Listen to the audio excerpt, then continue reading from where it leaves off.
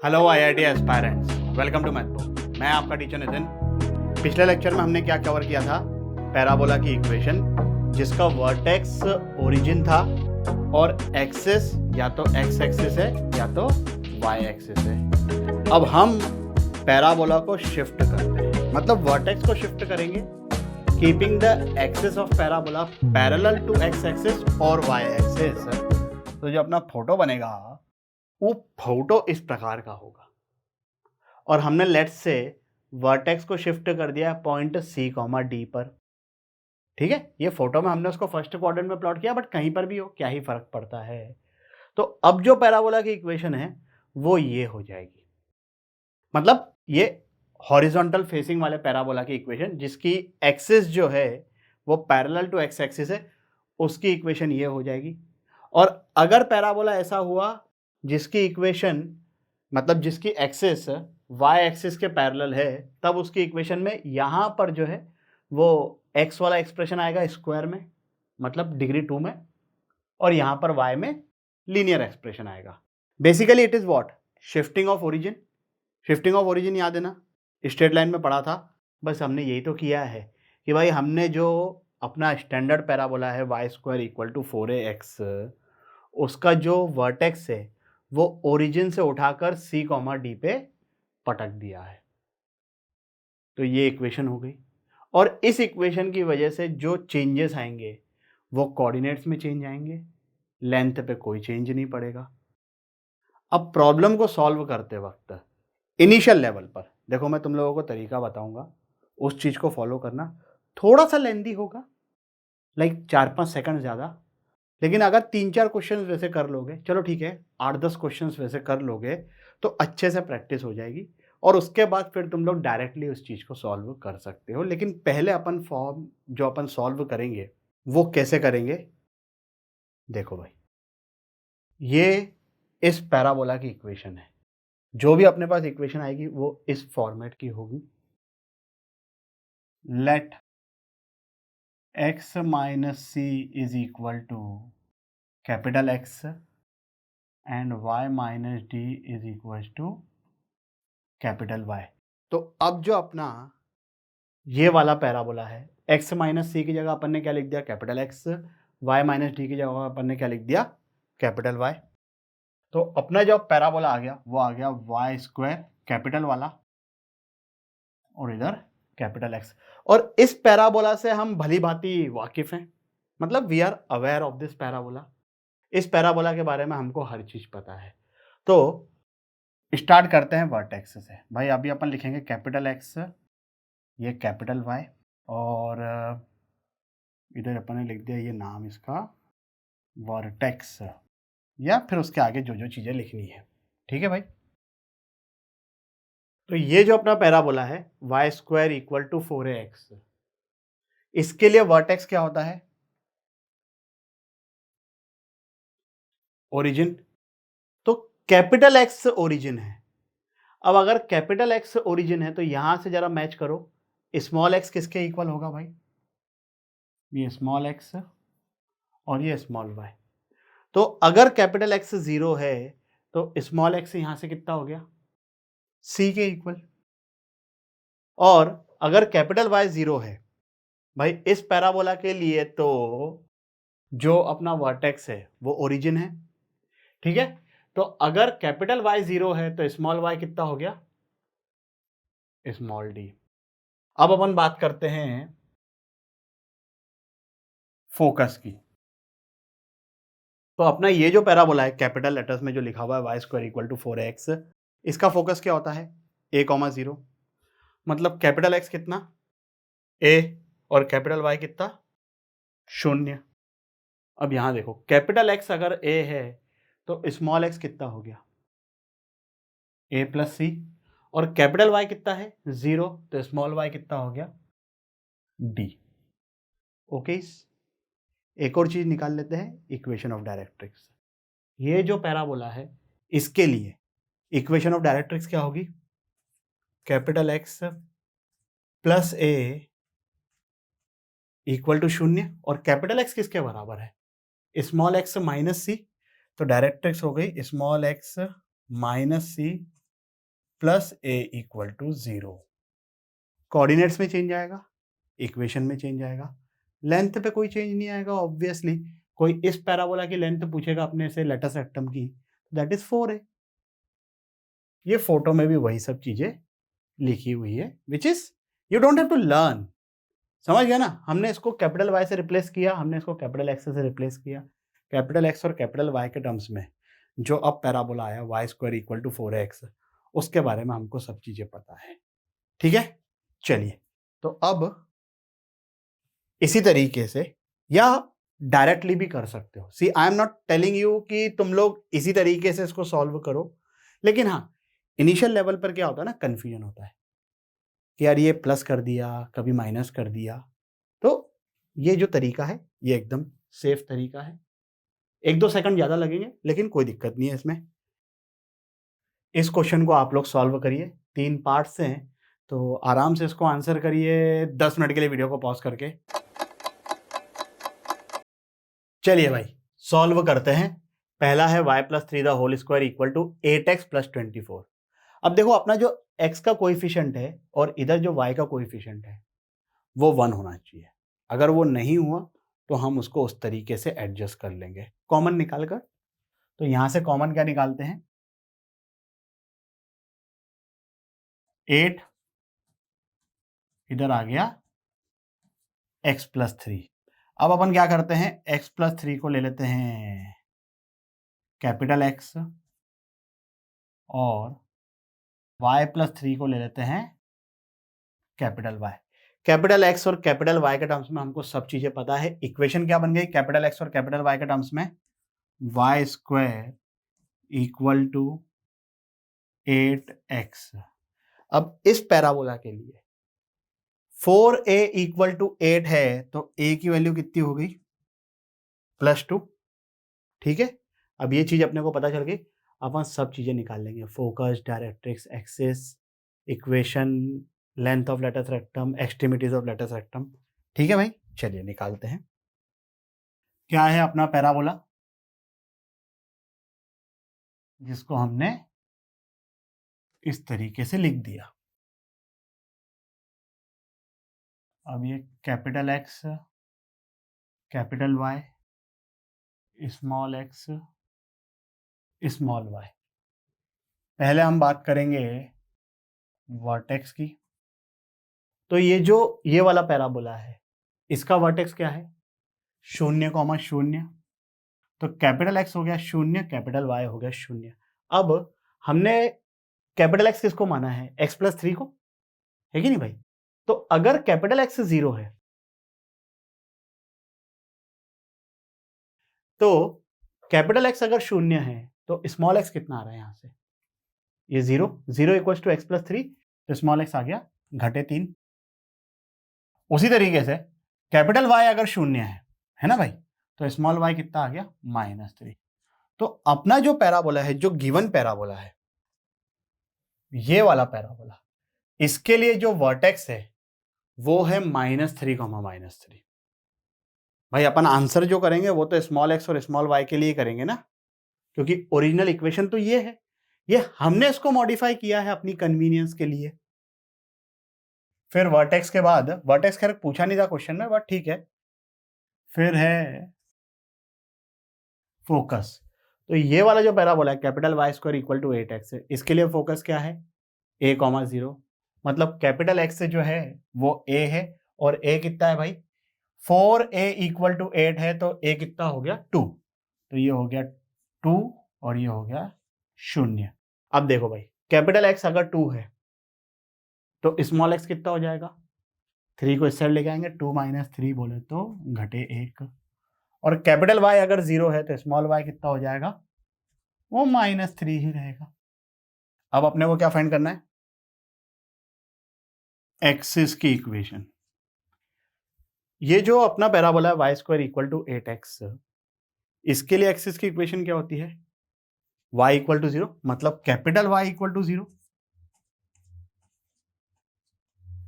तो capital Y अगर 0 है तो इसकी इक्वेशन कितनी हो गई, small y + 3 equal to 0। This is the equation of the axis of parabola. फिर एक्सिस के बाद क्या आती है, इक्वेशन ऑफ लेटस रेक्टम।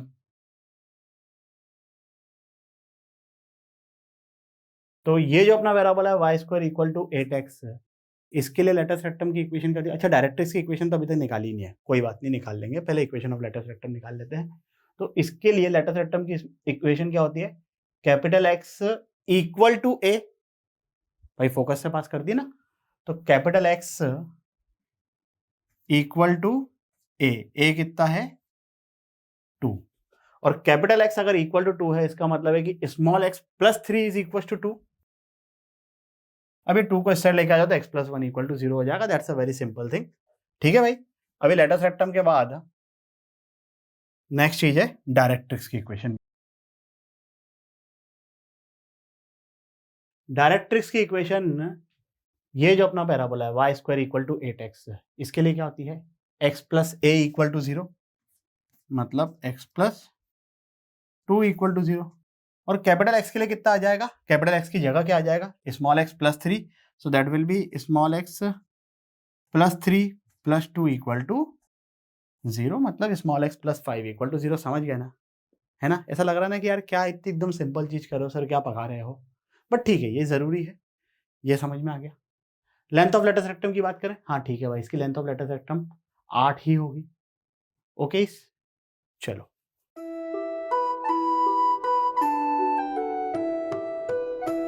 अब मैं सेकंड वाला क्वेश्चन और थर्ड वाला क्वेश्चन सॉल्व नहीं करूंगा, आप लोग सॉल्व करोगे।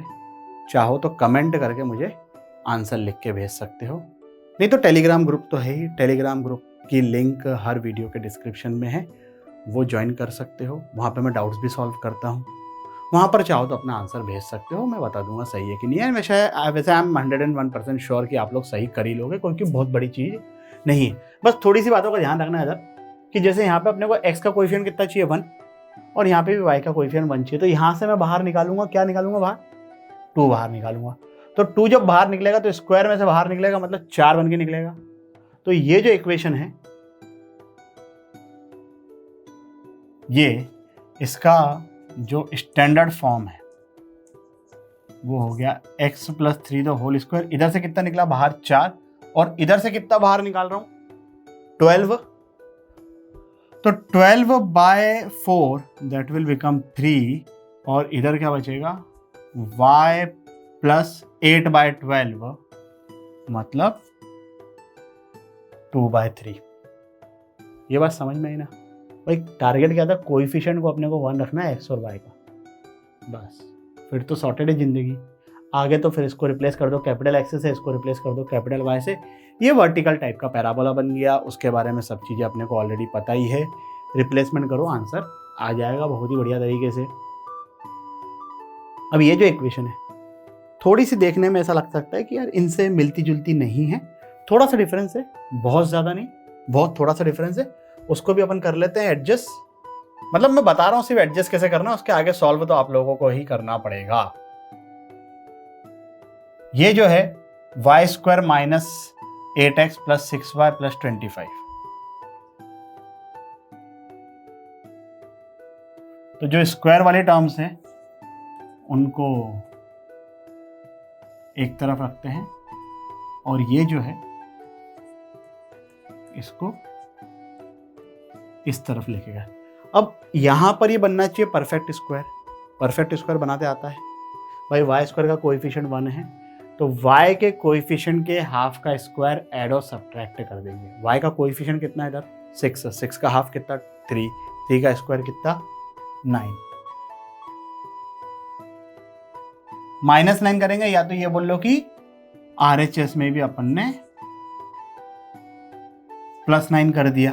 अब ये बन गया y प्लस 3 का होल स्क्वायर, बोलो बराबर है ना। और इधर कितना बन गया 8x माइनस 16, ठीक है। बाकी यहाँ से 8 कॉमन निकालो, x माइनस 2 आएगा, बढ़िया सी इक्वेशन आ गई, सॉल्व कर लोगे, आई एम श्योर कर लोगे। आगे बढ़े, चलिए let's talk about the most general case of the equation of parabola. बहुत कम चांसेस है कि इस पे बेस्ड क्वेश्चन आएगा, लेकिन अपन कवर कर लेते हैं भाई, क्या पता आ जाए। ऑब्लिक पैराबोला, ऑब्लिक समझ गए, ऐसा आड़ा तिरछा, ये ऐसा आड़ा तिरछा। तो मतलब अपन ने सिर्फ वर्टेक्स को शिफ्ट नहीं किया है, पैराबोला को ऐसा रोटेट भी कर दिया है। अब पैराबोला को जब रोटेट कर दिया है, तो ये जो एक्सिस है इस पैराबोला की, this is neither parallel to X axis nor parallel to Y axis. जब तक वो पैरेलल रहती है तब तक चीजें बहुत ही सिंपल होती है। जहां ये घूम जाती है ना चीजें, स्ट्रेट लाइन में याद है शिफ्टिंग ऑफ ओरिजिन के बाद रोटेशन ऑफ एक्सिस भी बताया था। तो रोटेशन ऑफ एक्सिस याद है ना कि वो एक्चुअली शिफ्टिंग ऑफ ओरिजिन से थोड़ा सा तो डिफिकल्ट है ना। So honestly speaking yes it is difficult, things are slightly lengthy, लेकिन अच्छे से समझोगे, कॉन्सेप्चुअली समझोगे तो ये हो जाएगा, कोई बड़ी बात नहीं है। अब ये जो ऑब्लिक पैराबोला है, इसका फोकस यहां पर है, डायरेक्ट्रिक्स ऐसी कुछ है। इक्वेशन कैसे लिखेंगे?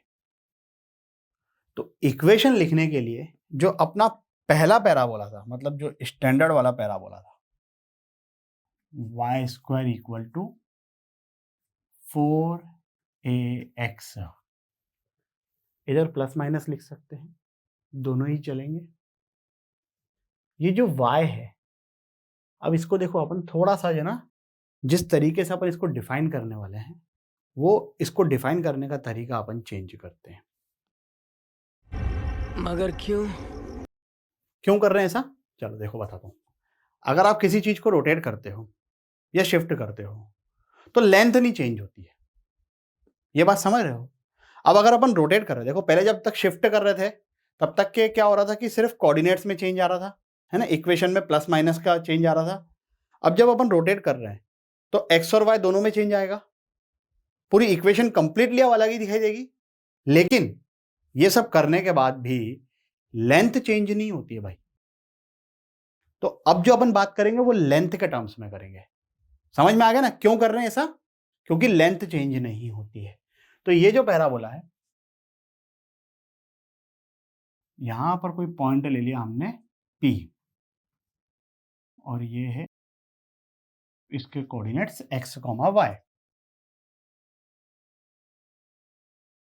अब ये जो डिस्टेंस है, अभी तो अपन ने खैर फर्स्ट क्वाड्रेंट में प्लॉट किया है, अपन डिस्टेंस की बात कर रहे हैं। तो ये जो डिस्टेंस है दिस इज मॉड y, और ये जो डिस्टेंस है दिस इज मॉड x। और ये जो लाइन है ये क्या है? Axis of parabola. और ये जो चीज है ये क्या है? ये है tangent at vertex. What is this? This is tangent at vertex, है कि नहीं भाई? दिख रहा है ना, ये वर्टेक्स है और ये टेंजेंट है। तो अभी जो इक्वेशन अपने पास लिखी हुई है ना, y square equal to 4x, इसको मैं लिखता हूं, ये जो चीज लिखी हुई है डिस्टेंस वाली चीज उसके हिसाब से। तो वो जो y स्क्वायर लिखा हुआ है उसको लिख रहा हूं मैं, ये y का square. This y is what? This is the distance of point P from the axis of parabola. तो distance from axis of parabola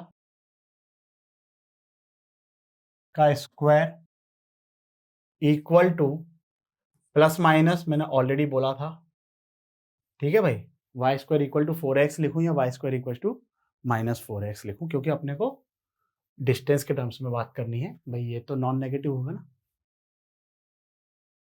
into ये जो x है, x मतलब ये जो p की दूरी, ये कहां से है? ये p की दूरी है टेंजेंट एट वर्टेक्स से।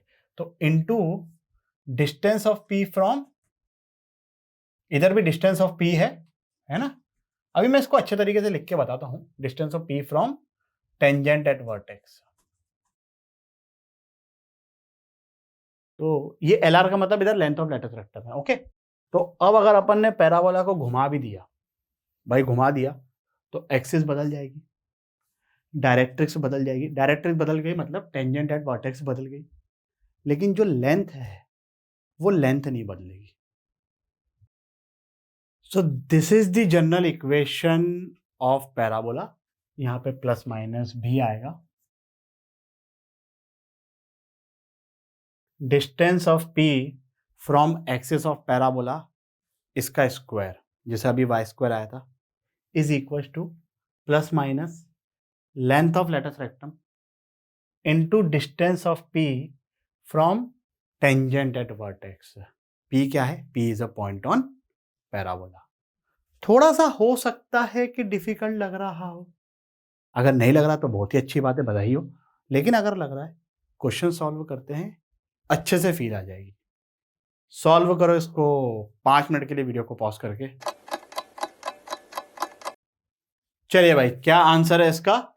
6। जिन लोगों का ये आंसर आ गया सॉल्यूशन को स्किप कर सकते हैं, जिन लोगों का नहीं आया देख लीजिए। वैसे इस सिंपल से क्वेश्चन के लिए जनरल इक्वेशन की कोई खास जरूरत नहीं है, लेकिन चलो मैं एक और चीज यहाँ पे पूछ लेता हूँ।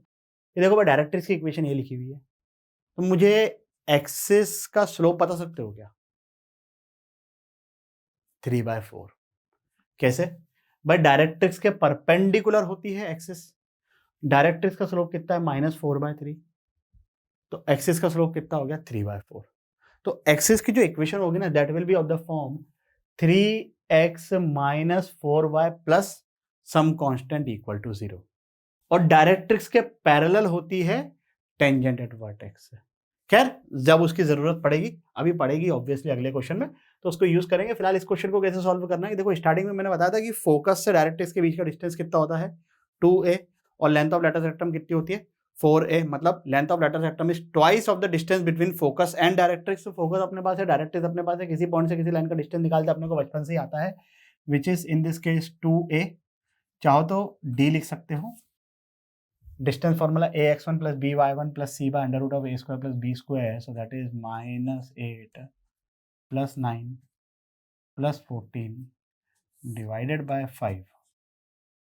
So this is 3. So distance between focus and directrix is 3. So the length of latus rectum is 6. बात समझ में आई क्या? बड़ा ही सिंपल सा प्रॉब्लम था। अच्छा वाला क्वेश्चन करते हैं ना अभी यार। इस क्वेश्चन को सॉल्व करिए 10 मिनट के लिए वीडियो को पॉज करके। चलिए भाई, क्या आंसर है? फोकस 2,3। मुझे विश्वास है कि सबका आंसर ही आ गया होगा। लेंथ ऑफ लेटस रेक्टम में हो सकता है कई लोगों ने गलती कर दी हो। Length of latus rectum is 8। जिन लोगों ने इसका आंसर 40 बोला है वो गलत है। क्यों गलत है?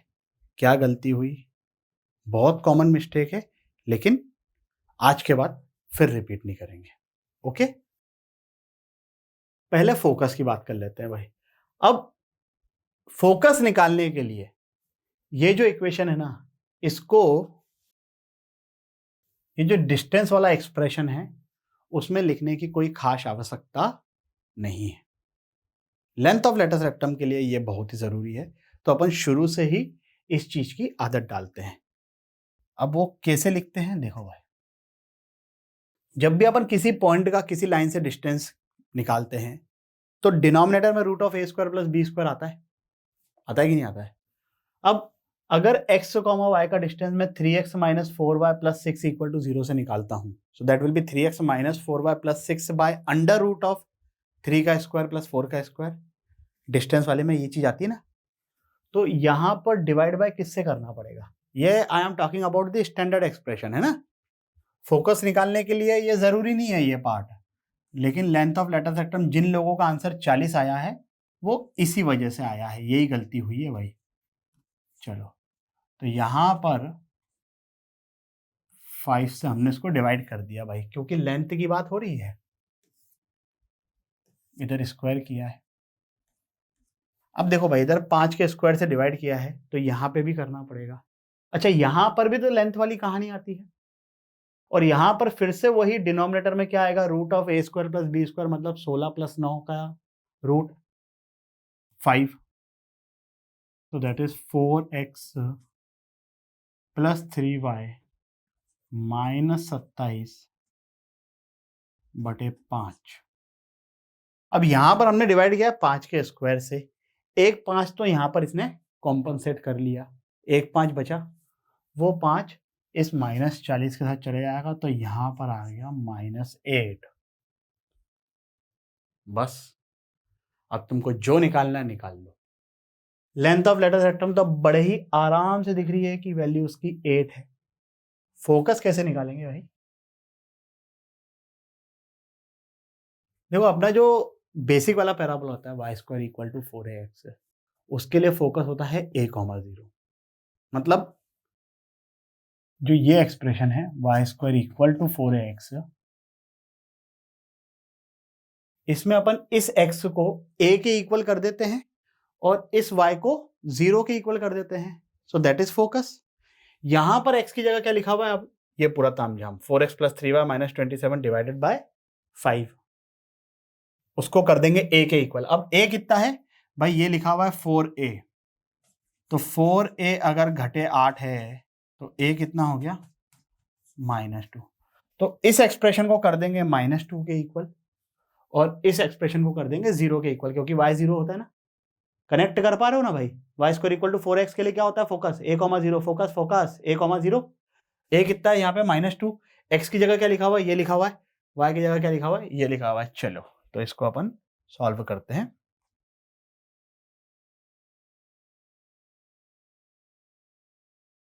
इक्वल टू a, 5 इधर गया, -10 हुआ, -10 इधर आके +10 हो गया। ये हो गई इक्वेशन 1। ये हमने कर दिया x को a के इक्वल। दूसरी इक्वेशन y को इक्वल टू 0। अब y का मतलब लिटरली y मत ले लेना, y की जगह क्या है उसको 0। y की जगह क्या है? ये एक्सप्रेशन, इसको कर देंगे अपन 0। अब इन दोनों को सॉल्व करोगे, इन दोनों का पॉइंट ऑफ इंटरसेक्शन या इन दोनों को सॉल्व करके जो भी मिल रहा है दैट इज फोकस। तो फोकस आ गया यहां से 2,3। जैसा कि मैंने कहा कि अगर इक्वेशन को अपन स्टैंडर्ड फॉर्मेट में नहीं भी लेके आते, मतलब ये 5 से डिवाइड नहीं भी करते, तब भी फोकस तो 2,3 ही आता। कैसे भाई? इसको तो देखो अपन ने इवेंचुअली 0 के इक्वल किया है, तो डिनोमिनेटर में 5 है कि 25 है उससे कोई फर्क नहीं पड़ता है, इक्वल टू 0 है। अगर डिवाइड बाय 5 नहीं किया होता तो ये -8 की जगह -40 रहता और तब a कितना हो जाता? -10। यहां पे भी ये 5 इधर मल्टीप्लाई होने का तो -10 ही है ना। बट कहां दिक्कत हो जाती? लेंथ ऑफ लेटर रेक्टम में। इसलिए स्टैंडर्ड इक्वेशन ध्यान रखिएगा। और अब एक बहुत ही बेहतरीन क्वेश्चन आपके सामने लेंदी है, तो टाइम लीजिए आराम से, जितना लगता है 15-20 मिनट, और इसको सॉल्व करिए। चलिए भाई, क्या आंसर है? Focus 2,3 directrix. पिछले क्वेश्चन में भी फोकस 2,3 आया था ना। चलो कोइंसिडेंस, तो ये फोकस 2,3 है, डायरेक्ट्रिक्स ये है। जिन लोगों का ये आंसर आ गया है वेरी गुड, चाहो तो सॉल्यूशन को स्किप कर सकते हो, लेकिन देख लो, हो सकता है कि तुमने किसी अलग तरीके से सॉल्व किया है, मैं किसी और तरीके से सॉल्व करूं। वैसे बहुत ज़्यादा वेरिएशन नहीं आएगा, देखने में कोई नुकसान तो नहीं है। भाई जो स्टैंडर्ड इक्वेशन है ना, उधर LHS में कुछ तो स्क्वायर वाली क्वांटिटी बनती है और राइट साइड में कुछ लीनियर एक्सप्रेशन, और ये जो स्क्वायर के अंदर एक्सप्रेशन होता है, लीनियर एक्सप्रेशन का स्क्वायर होता है, तो ये वाला लीनियर एक्सप्रेशन और ये वाला linear expression they are perpendicular to each other.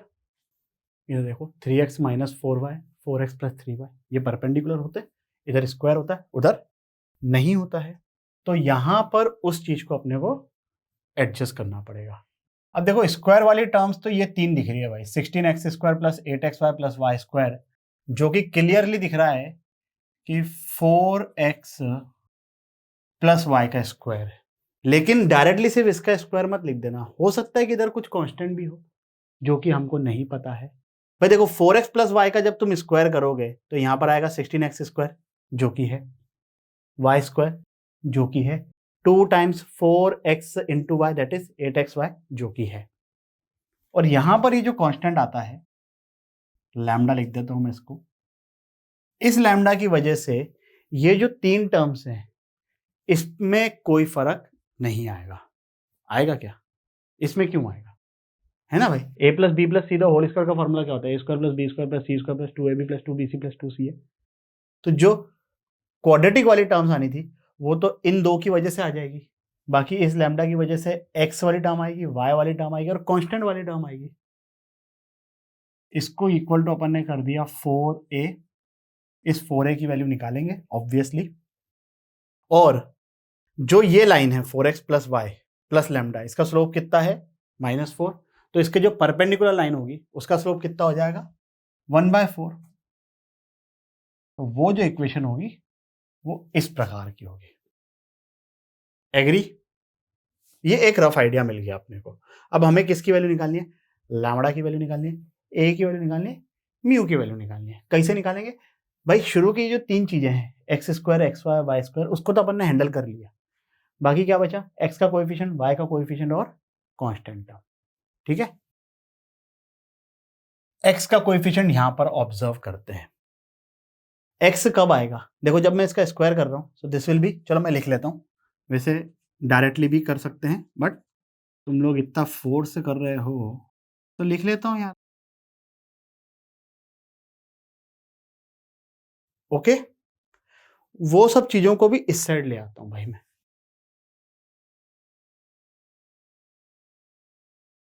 अब जरा एक्स के कोएफिशिएंट की बात करते हैं भाई। तो यहां पर एक्स का कोएफिशिएंट कितना है? इधर है 8 लैम्बडा और इधर है 4a, और यहां पे कितना है? -74। 8 lambda -4a is equal to -74। ये इक्वेशन नंबर 1। फिर y का कोएफिशिएंट भाई इधर कितना है? 2 लैम्बडा, और y का कोएफिशिएंट इधर कितना है? 16a। That is equal to how much? -78। इन दोनों इक्वेशन को सॉल्व करने के बाद हमें मिलता है लैम्डा इक्वल टू -11। चेक कर लेना, मैंने कर रखा है। लैम्डा इक्वल टू -11, उसको इन दोनों में से कहीं पे भी उठा के पटक देंगे तो 4a की वैल्यू आ जाएगी -14। ठीक है भाई, अब अपने को म्यू की वैल्यू भी निकालनी है। तो कांस्टेंट टर्म देखो यहां से, इधर कितना है कांस्टेंट टर्म? Lambda square. इधर कितना है? -4a म्यू, और वहां पे कितना है? 212। अपने पास लैम्डा की वैल्यू आ गई, 4a की वैल्यू आ गई है। Lambda square -4a mu and that is equal to 212। Lambda कितना है? -11, तो ये हो गया 121। 14 म्यू। ठीक है भाई, ए मिल गया, लैम्डा मिल गया, म्यू मिल गया। तो अब जो अपनी इक्वेशन है,